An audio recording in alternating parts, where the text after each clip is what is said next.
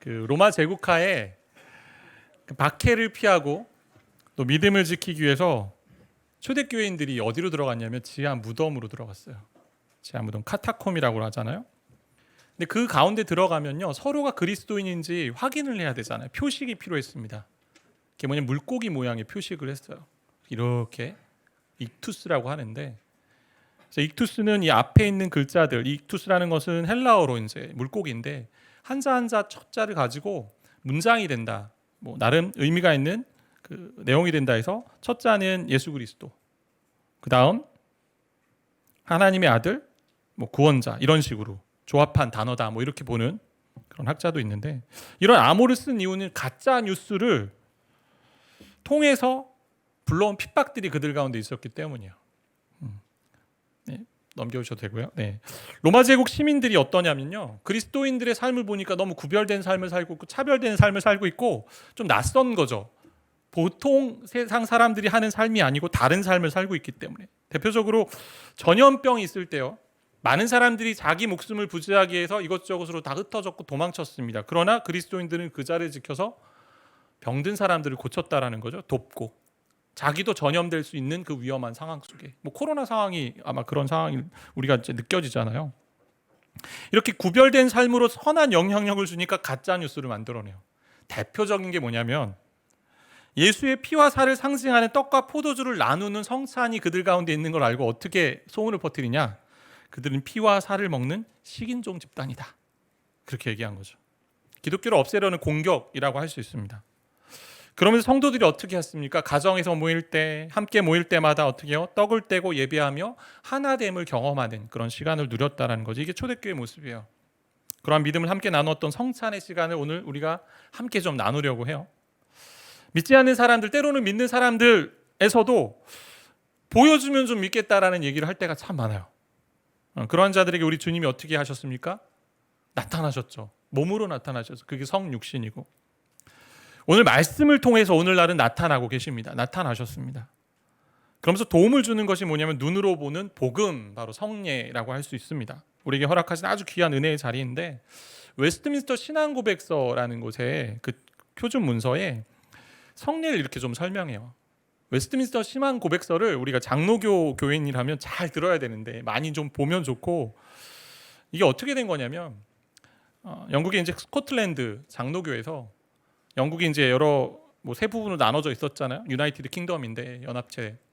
근데 누가 왕이 되느냐에 따라 영국의 이 신앙이 자꾸 달라지는 거예요. 어떤 사람은 가톨릭에 좀 친카톨릭, 또 성공회 왔다 갔다 하니 이렇게 돼선 교회가 흔들린다 해서 교회가 정말 지켜야 될, 그리고 교회가 어떤 곳이다라는 거, 그리고 우리의 신앙이 무엇이다라는 걸 5년 7개월 22일 동안 모였고요. 웨스트민스터 사원에서. 그리고 1163번의 회의를 거쳐서 만든 문서예요. 고백서예요. 엄청나죠.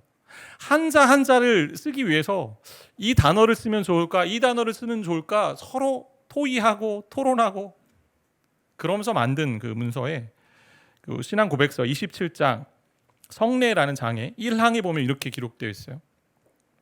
성례는 은혜의 언약에 대한 거룩한 표입니다. 그리고 인장입니다. 거룩한 표, 사인이란 얘기고, 또 하나는 인장, 도장을 찍는 뭐 그런 거잖아요. 그것은 하나님이 직접 제정하셨는데, 이는 그리스도와 그가 주시는 은혜를 나타내고, 은혜를 나타내는 것이고, 그 안에서 우리가 받는 유익을 확증하며 확인시켜주고, 또한 교회에 속한 사람들과 세상에 속한 나머지 사람들을 어떻게 구별해서 보여주는, 그래서 하나님의 말씀에 따라 그리스도 안에서 하나님께 예배드리는 일에 엄숙하게 참여하도록 하기 위해 성례가 주어졌다라는 거예요. 거룩한 표와 인장이라는 거죠. 표는 어때요? 어떤 것이 알려지게 하는 수단입니다. 아까 우리가 나눴던 것처럼 익투스, 그 물고기 문양을 이렇게 그리면서 서로가 구분했습니다. 함께 만났을 때 이렇게 그리는 거죠. 그리스도인, 나도 그리스도인, 표죠, 하나의. 물고기 모양으로 서로를 확인하고 그리스도인을 나타냈듯이 성례, 그 세례와 성찬을 통해서 그리스도의 구원하는 은혜를 알려지게 하고 드러내는 표, 사인이다라고 말씀하는 거죠. 또 하나는 인장, 도장이죠. 확증을 하는 것입니다. 우리가 졸업증명서, 젊은이들 여기 있는데 취업할 때 졸업증명서를 떼갈 때가 있잖아요. 근데 그 학교에 도장이 없으면 어때요? 그것은 허위 문서잖아요. 그렇게 찍어주는 거예요. 그렇게 증명해주는 그게 바로 성찬, 성례다, 도구다, 기호다. 그렇게 성례 그 자체 예식에 어떤 신비한 능력이 있진 않습니다. 성례한다고 해서 거듭난 힘이 나타나는 게 아니고 다만 은혜를 받은 자에게 주신 하나님의 유익이 된다라는 거예요. 그래서 오늘 성찬에 대한 이야기를 좀 다루는데 누가 제정하셨는지, 그리고 왜 제정하셨는지, 어떻게 성찬에 참여해야 되는지, 이런 얘기들을 좀 나눌 텐데, 누가 성찬을 제정하셨을까요? 오늘 11장 23절 보니까 내가 너에게 전한 것은 주께 받은 것이니 곧 주 예수께서 잡히시던 밤에 떡을 가지사 축사하시고. 누가 하셨어요? 예수님이 제정하셨어요. 주님께 받은 것이라고 얘기합니다. 바울은 직접 받진 않았어요. 그렇지만 주께서 성령으로 교회 내 전통으로 주신 것, 잡히시던 밤에 유월절 만찬을 하시면서 주신, 예수님이 제정하신 것입니다. 가톨릭 같은 경우 7개의 성례를 얘기해요. 7개. 세례와 성찬 말고 더 있습니다. 뭐 고해 성사, 여러분 잘 아시듯이 종부 성사, 뭐 서품, 혼례, 이런 것은 성경에 있지 않아요. 성경의 성례로 있지 않습니다. 오직 예수님이 제정하신 것은 두 가지. 마태복음 28장에 보면 세례를 얘기하시고, 그리고 마지막 만찬을 통해서 누가복음, 마가복음, 그리고 마태복음에 보면 이 성만찬을 제정하세요.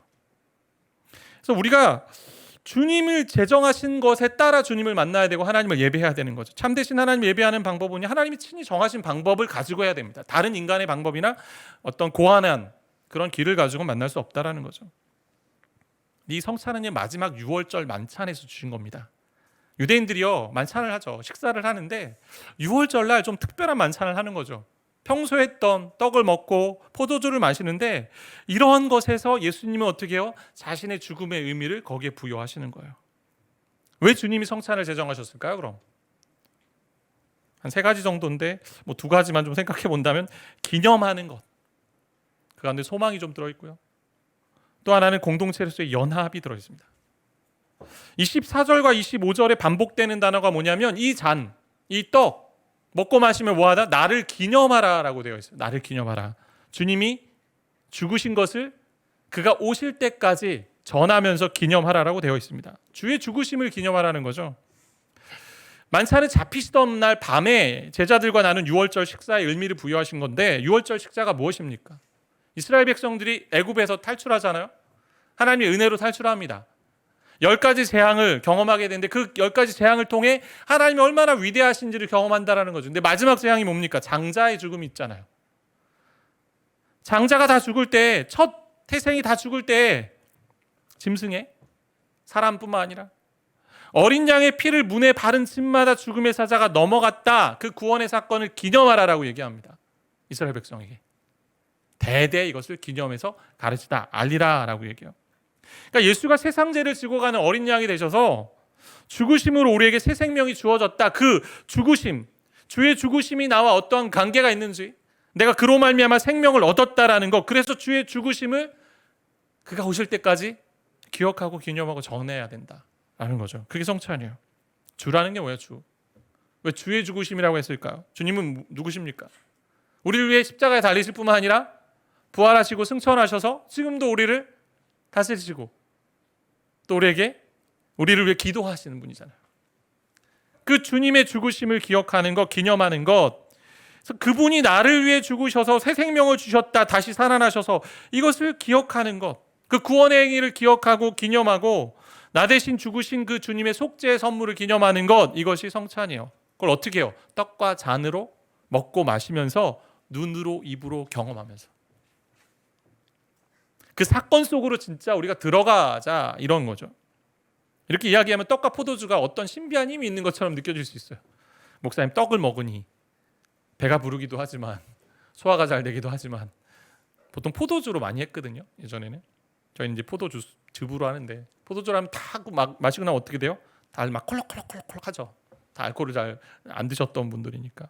그거 먹으면 뭐 이제 그거 먹고 나면 뭔가 삶이 바뀌고 달라지고 막 몸에서 뭔가 막 일어나고, 그 신비한 힘이 있냐 없냐, 이런 얘기들을 한다라는 거죠. 가톨릭 같은 경우 어땠냐면, 떡과 포도주에 진짜 예수님의 살과 피로 바뀐다. 떡과 포도주가 어떻게요? 사제가 이걸 나눠줄 때.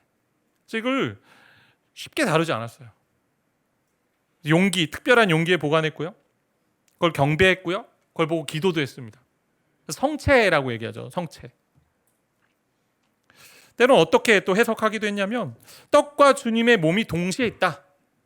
떡 안에, 떡 밑에 주님의 몸이 있고 잔 밑에 주님의 몸이 있다. 때로는 상징, 이건 하나의 상징이다. 그냥 기념만 하고 넘어가자. 근데 그걸로 하기에는 너무 큰 의미가 있다라는 거죠. 저희가 개혁주의 입장에 이제 서 있는데 칼빈이 이것을 어떻게 해석하냐면 영적 임재설이라고 해석합니다. 그게 뭐냐면 떡과 포도주로 함께 식사하고 나누는 자리에 성령이 임재하셔서 우리의 믿음을 더욱더 세워가시고 주님과의 교제를 더욱 강화시키는 것이다 라고 얘기해요. 그러면서 성찬은 어떻게 해요? 인을 친다, 도장을 찍는다라는 거잖아요. 무슨 얘기예요? 내가 예수 그리스도의 죽으심으로 말미암아 새 생명 받은 존재인 것을 이 떡을 먹으며 땅땅 도장을 찍는 겁니다. 난 그런 백성이다. 확인시켜주는 거죠. 그래서 그 먹고 마심으로 말미암아 이게 그 비유적으로 좀 알려주는 게 뭐냐면 예수 그리스도를 의지해서 그분의 영혼과 함께 내가 그 영혼의 양식 먹고 마심으로 내가 의지해서 살아가야 된다라는 고백이 이 가운데 들어있다라는 거죠. 언제까지 행하라고 하세요? 주의 죽으심을 그가 오실 때까지 하라고 해요. 오실 때까지. 오실 그날까지 성찬을 행하라고 해요. 오실 그날까지. 이렇게 말과 행동으로 선포할 뿐만 아니라 찢어진 몸과 흘린 피 이런 걸로 말미암아 죄 사함 받은 자임을 내가 묵상하고 기억하는 겁니다. 근데 그것을 주님 오실 그날까지 하는 거예요. 그래서 성찬 안에는 뭐가 있어요? 기념, 기억도 있지만 새로운 앞을 바라보는 소망이 있습니다. 여러분 인생의 걸음 어떻습니까? 신앙의 여정 마치 철로역정과 같이 유혹도 있고요. 때로는 대적하는 사람들도 있고요. 많은 관문들이 있습니다. 그런데 우리 대신 죽으심으로 생명을 주신 예수이시기 때문에 그분을 의지해서 그분을 참된 양식과 참된 음료로 의지해서 내가 살겠습니다라는 그 고백이 이 가운데 있다라는 거죠. 두 번째는 새로운 그런 공동체의 연합인데 25절에 보니까 식후에 또한 그와 같이 잔을 가지시고 이르실 때 이 잔은 내 피로 세운 새 언약이니 이것을 행하여 마실 때마다 나를 기념하라 하셨으니 라고 되어 있어요. 내 피로 세운 새 언약이라고 말씀하세요? 새 언약이 왜 주어졌을까요? 옛 언약으로는 안 되니까. 왜요? 옛 언약은 다 인간이 부서뜨렸습니다. 지키지 못합니다. 다 파괴해 있습니다. 여러 차례 선지자들 통해서 돌아와라, 회복하라, 회개하라 얘기하는데 듣지 않습니다. 이스라엘 백성들이. 결국 이스라엘 백성들의 죄 때문에 끊임없이 깨어진 그 언약을 이제는 돌판에 새긴 그 언약 가지고 안 하고 너희 마음에 새길게. 근데 너희 마음에 새겨서 어떻게 하냐? 내가 지킬게. 황소와 염소의 피로 되지 않는 그 제사를 내 아들 예수 그리스도를 십자가에 달리게 함으로 말미암아 한 번에 영원한 제사를 지냄으로 말미암아 내가 너희를 구원할게. 그게 새 언약이에요. 나의 피로 세운 새 언약. 그리스도의 보혈로 새롭게 세우시는 것입니다. 그런 것을 믿으면 어떻게 우리는 언약 공동체의 일원이 됩니다. 교회 공동체의 일원이 됩니다. 그런데 그렇게 하나님과 화목한 자가 어떻게 해요? 서로 화목한 자가 되는 거죠. 서로가. 오늘 11장 29절 성찬을 받기 위한 자세를 얘기하면서 이렇게 얘기해요. 주의 몸을 분별하지 못하고 먹고 마시는 자는 자기의 죄를 먹고 마시는 것이니라. 주의 몸이 뭘까요?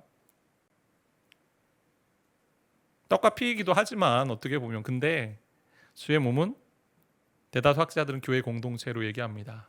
몸된 공동체. 11장을 잘 살펴보면요. 성찬에 이슈가 있어서 이렇게 바울을 통해 주님께서 성찬을 정확하게 다시 설명해 주시는 거예요. 어떤 일이 있냐면 부자라는 자들이 자기 음식을 가지고 와서 만찬을 하는데요. 가난한 자들은 어떻게 돼요? 일을 하다 보니까 늦게 오잖아요. 근데 그들을 기다려주지 않고요. 막 먹습니다. 막 먹고 취합니다. 이것 때문에 서로 공동체 안에 분열이 있고요. 나눔이 있었어요. 이러한 문제 때문에 주님이 전통을 다시 알려주시는 거죠. 그래서 몸을 분별하라는 것은 신자들 안에 뭐예요? 한 떡, 공동의 잔으로 공동 식탁에 모여서 그리스도의 죽음을 통해 한 몸 되었음을 잊지 말라라는 게 들어있어요. 그것을 선포해야 된다는 거죠. 그래서 고린도전서 10장 16절 17절에 있습니다. 우리 같이 좀 한 목소리로 읽겠습니다. 16절 우리가 축복하는 바 축복의 자는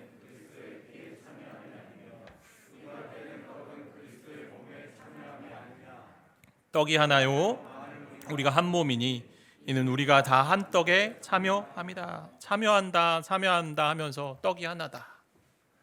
우리가 한 몸으로 되어 있다라고 얘기해요. 우리가 성찬을 하면서 대하면서 우리가 잊지 말아야 되는 것은 우리는 한 몸이다. 우린 그리스도를 머리로 모신 한 공동체다. 새롭게 창조되었기 때문에 한 공동체가 되었다라는 걸 잊지 말아야 된다라는 거죠. 이러한 유익들을요, 어떻게 해요? 인침으로 도장을 찍어서 확인시켜 주는 거예요. 보증해 주는 겁니다.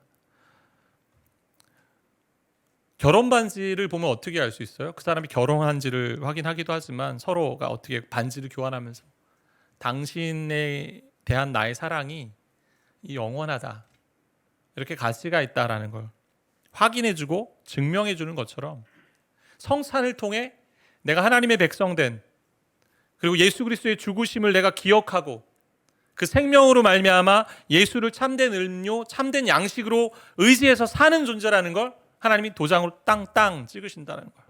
성찬을 통해 은혜의 보증인 거죠. 그럼 어떻게 참여해야 될까요? 27절부터 29절 말씀이 이렇게 되어 있습니다. 그러므로 누구든지 주의 떡이나 잔을 합당하지 않게 먹고 마시는 자는 주의 몸과 피에 대하여 죄를 짓는 것이니라. 사람이 자기를 살피고 그 후에야 이 떡을 먹고 이 잔을 마실지니 주의 몸을 분별하지 못하고 먹고 마시는 자는 어떻게 되어 있어요? 자기의 죄를 먹고 마시느니라. 자기를 살피고 참여하라고 되어 있어요. 잘 조사해라. 내면을 잘 보라. 합당하지 않게 먹고 마실 수 있기 때문에 같이 무가치하게, 때로는 부정확하게, 때로는 올바른 마음가짐 없이, 그래서 성찬의 의미를 잘 알고 성찬에 임해야 됩니다. 근데 단순히 자기를 점검하는 차원만 이야기하는 게 아니에요. 물론 복음을 알고 자기 죄를 인식하는 것이 필요합니다. 그런데 거기서 더 나아가기를 원하는 거죠. 어떤 마음이냐? 11장 전체를 보면 주의 만찬에 서로 분열된 모습이 있었기 때문에 부유한 자가 성찬에 참여하기 쉽고 가난한 자는 그렇지 못했다라는 거예요. 그래서 우리가 한 몸 된 공동체임을 알아서 하나됨을 힘써 지키는 마음으로 이 자리에 참여해야 된다라는 것입니다. 그것이 자기를 살피는 것이고 주의 몸을 분별하는 것입니다. 그렇기 때문에 어떻게 해야 돼요? 불화한 형제가 있습니까? 관계가 안 좋은 자매가 있습니까? 그런 가족이 있습니까? 성도들 안에 담이 있습니까? 급히 화해해라. 내가 그 관계에서 잘못한 것은 없는지 돌아보며 회개하고 자백하고 용서를 구할 때 참된 공동체 가운데 이 성찬에 참여함으로 주의 임재를 누리는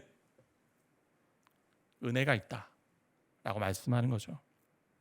그래서 웨스트민스터 대요리 문답 171문에는 이런 기록이 되어 있어요. 질문이 이렇게 되어 있습니다. 주님의 성찬에 성례를 받는 사람들은 성찬에 나아가기 전에 어떻게 준비합니까? 이렇게 되어 있습니다. 주님의 성찬에 성례를 받는 사람들은 성찬에 나아가기 전에 어떻게 해요? 같이 읽어볼까요? 먼저 자신이 그리스도 안에 있는지, 자기의 죄와 부족이 무엇인지, 자기의 지식, 믿음, 회개, 하나님과 형제를 향한 사랑, 모든 사람을 향한 사랑, 자기에게 죄 지은 일을 용서함으로 어느 정도이고 진실한지 관하여 계속 묵상하고 기도로 준비해야 된다. 이렇게 우리가 좀 나아갔으면 좋겠습니다. 중요한 자세 하나 더 있는데요. 로이드 존스 목사님이 해주신 얘기예요. 이 성찬에 참여할 때 감사함으로 참여해야 된다. 감사함으로. 하나님 늘 언약을 깨어버리는 우리를 자녀로 삼으셨다라는 거. 새 언약 가운데 영원히 붙드시는 그 하나님의 손길이, 그 은혜의 손길이 우리 가운데 오늘도 지금도 이 성찬에 참여하면서 부어지고 있다라는 거. 그리스도 안에서 모든 복과 유익이 나에게 주어지고 있다라는 것을 알고 감사해야 된다라는 것이죠. 마지막 한 가지만 더 생각해 본다면, 여러분, 성찬은요 눈으로 보는 복음입니다. 그런데 이 예식 자체가 어떤 신비한 능력이 있는 것이 아닙니다. 무슨 얘기냐? 떡과 포도주에 어떤 능력이 있지 않아요. 이거 마신다고요 갑자기 내 몸이 달라지지 않습니다. 하나님의 은혜로 말미암아 어떤 그 이후에 주시는 영적인 성장과 또 경험들이 있을 수 있겠지만, 이 떡 먹었다고 당장 내 몸에 질병이 막 낫고 그런 것이 아닙니다. 이것은 말씀의 은혜를 확인시켜 주는 거예요. 확증해 주는 거예요. 중요한 것이 무엇이냐면 어떤 성례도요 하나님의 말씀을 뛰어넘을 수 없습니다. 성례는 말씀이 하는 것 이상의 일을 할 수 없어요. 성찬은 말씀의 이 효력을 보증해 주는 것이고요, 우리가 은혜를 받았음을 확인시켜 주는 거예요. 말씀으로 은혜 받았음을. 그래서 성찬은 은혜를 전달하는 또 하나의 수단입니다. 현재의 은혜를 강화시키고 더 효과적으로 만드는 거예요. 그래서 성찬을 대하면서 주님의 죽으심이 나와 어떤 관계가 있는지, 그 주님의 죽으심을 기억하고 기념하며 주님 오실 그날까지 전하는 이 피와 살을 먹고 마시며, 그리고 우리가 한 몸 된 공동체임을 잊지 않는 그런 자리라는 거죠. 그래서 하나님께서 떡과 잔, 살과 피를 통해서 먹고 마시면서 예수님 말씀하시는 거예요. 너는 내 딸이야. 너는 내 아들이야. 내 피와 살을 먹고 마시면서 나에게 의지해서 살라라고 말씀하시는 자리입니다. 우리가 함께 성찬 앞으로 갈 텐데 하나님의 은혜가 좀 우리 가운데 또 성령 임재하시는 그런 복된 시간 되기를 바라고 축복합니다.